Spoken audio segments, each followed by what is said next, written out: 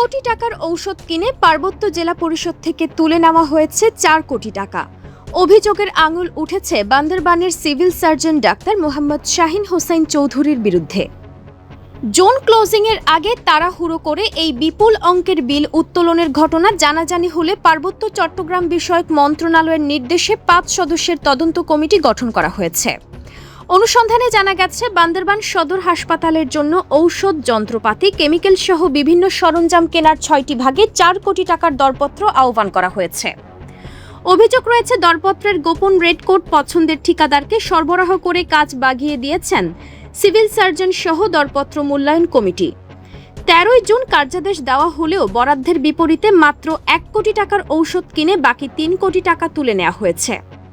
সরেজমিন তদন্তে গেলে সিভিল সার্জন সেখানে অনুপস্থিত ছিলেন। পার্বত্য জেলা পরিষদের মুখ্য নির্বাহী কর্মকর্তা মোহাম্মদ নজরুল ইসলাম জানিয়েছেন, সিভিল সার্জন তদন্ত কাজে কোনো সহযোগিতা করেননি। বিষয়টি ঊর্ধ্বতন কর্তৃপক্ষকে জানানো হবে বলেও তিনি উল্লেখ করেছেন। তদন্ত দলকে ফাঁকি দিয়ে গা ঢাকা দেওয়া সিভিল সার্জনের বিরুদ্ধে এই দুর্নীতির তদন্ত কত দূর গড়ায় আর কারা এই অনিয়মের নেপথ্যে রয়েছে, সেই প্রশ্নের উত্তরই এখন খুঁজছে তদন্ত কমিটি। ডেস্ক রিপোর্ট, অগ্রযাত্রা প্রতিদিন।